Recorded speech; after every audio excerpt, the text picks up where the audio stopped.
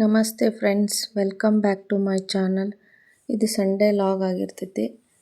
ನಾನಿವತ್ತು ರೇಷನ್ ತರಕ್ಕೆ ರಿಲಯನ್ಸಿಗೆ ಹೊಂಟಿದ್ದೆ. ಅದಕ್ಕೆ ಬ್ಯಾಗ್, ಪರ್ಸ್, ಹೆಲ್ಮೆಟ್ ಮತ್ತು ಲಿಸ್ಟ್ ಏನೇನು ರೇಷನ್ ತೊಗೋಬೇಕೆಲ್ಲ ಲಿಸ್ಟ್ ಮಾಡ್ಕೊಂಡು ಹೊಂಟಿದ್ವಿ. ಮತ್ತು ಹೋಗಿ ಅಲ್ಲೇ ನನಗೆ ವಿಡಿಯೋ ಮಾಡೋಕೆ ಅಷ್ಟು ಕಂಫರ್ಟ್ ಆಗಲಿಲ್ಲ. ಅದಕ್ಕೆ ಬಂದು ಈಗ ರೇಷನ್ ಎಲ್ಲ ಒಂದು ಸೈಡ್ ಇಟ್ಟೆ.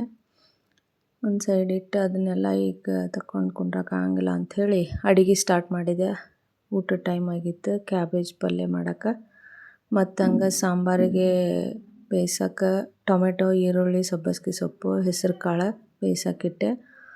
ಅದಾಗೋ ತನಕ ಕ್ಯಾಬೇಜ್ ಎಲ್ಲ ಹೆಚ್ಕೊಂಡು ಅದನ್ನು ಸಾಲ್ಟ್ ಹಾಕಿ ಒಂದು 4-5 ಟೈಮ್ ತೊಳ್ಕೊಂಡು ಈಗ ಕ್ಯಾಬೇಜ್ ಪಲ್ಯಕ್ಕೆ ಒಗ್ಗರಣೆ ಕೊಡಾತನ್ರಿ. ಸಾಸಿವೆ, ಜೀರಿಗೆ, ಟೊಮೆಟೊ, ಈರುಳ್ಳಿ ಎಲ್ಲ ಹಾಕಿ ಮೆಣಸಿನ್ಕಾಯಿ ಹಾಕೀನಿ. ಸಬ್ಬಸಿಗೆ ಸೊಪ್ಪು ಹಾಕಿದ್ರೆ ಸ್ವಲ್ಪ ಟೇಸ್ಟ್ ಬರ್ತೈತೆ ಅಂತ ಹಾಕೀನಿ. ಈ ಸಾಂಬಾರಿಗೆ ಬೇಯಿಸೋಕೆ ಇಟ್ಕೊಂಡಿದ್ದ ಹೆಸರು ಕಾಳನ್ನ ಸ್ವಲ್ಪ ಕಾಳಿನಂಗೆ ಸ್ವಲ್ಪ ಬೇಯಿಸ್ಕೊಂಡು 2 ವಿಸಿಲ್ ಹಾಕಿದ್ದೆ. ಅದನ್ನು ಸ್ವಲ್ಪ ಕ್ಯಾಬೇಜ್ ಪಲ್ಯಕ್ಕೆ ಆ್ಯಡ್ ಮಾಡಿಕೊಂಡೆ. ಅದೊಂಥರ ಟೇಸ್ಟ್ ಬರ್ತೈತಿ. ಮತ್ತು ಇದು ಉಳಿದಿದ್ದ ಹೆಸರು ಕಾಳು ಮತ್ತು ಸಾಂಬಾರಿಗೆ ಹಣ್ಣಾಗಿ ಬೇಯಲಿ ಅಂತ ಮತ್ತು ಅದನ್ನು ಬೇಯಿಸೋಕಿಟ್ಟೆ. ನೋಡಿರಿ, ಹಣ್ಣಾಗಿ ಬೇಯ್ದೈತಿ. ಅದಕ್ಕೆ ಈಗ ಸಾಂಬಾರಿಗೆ ಒಗ್ಗರಣೆ ಕೊಡಾತೀನಿ. ಸಾಸಿವೆ, ಜೀರಿಗೆ, ಬೆಳ್ಳುಳ್ಳಿ ಹಾಕಿ ಒಗ್ಗರಣೆ ಕೊಡಾತೀನಿ. ಅದು ಹೆಸರು ಕಾಳು ಸ್ವಲ್ಪ ಕಟ್ ಹಾಕಿ ಸಾಂಬಾರು ಆಯಿತು. ಈಗ ಚಪಾತಿ ಮಾಡಾತನ್ರಿ.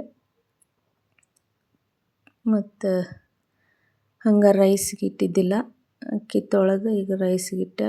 ಅಷ್ಟರೊಳಗೆ ಸಾಂಬಾರು ರೆಡಿ ಆಯಿತು ಮತ್ತು ಪಲ್ಯನೂ ರೆಡಿ ಆಯಿತು. ರೈಸ್ಗಿಟ್ಟೆ. ರೈಸ್ಗಿಟ್ಬಿಟ್ಟು ರೇಷನ್ ಇವತ್ತು ಬಾಕ್ಸಿಗೆ ಹಾಕಾಕತ್ತೀವಿ ಇಲ್ಲೋ ನೋಡಿದೆ.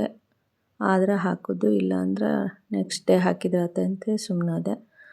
ಮತ್ತು ಮಕ್ಕಳಿಗೆ ಫ್ರೂಟ್ಸ್ ಯಾವ್ದಾರ ಹಣ್ಣಾಗೈತೆ ಅಂತ ನೋಡಿದೆ. ಪಪ್ಪಾಯ ಹಣ್ಣಾಗಿತ್ತು, ಚಂದ ಹಣ್ಣಾಗಿತ್ತು. ಅದನ್ನು ಕಟ್ ಮಾಡಿಟ್ಟೆ. ಮತ್ತು ನೆಕ್ಸ್ಟ್ ಲಾಗ್ದಾಗ ಸಿಗೋಣ್ರಿ. ಬಾಯ್.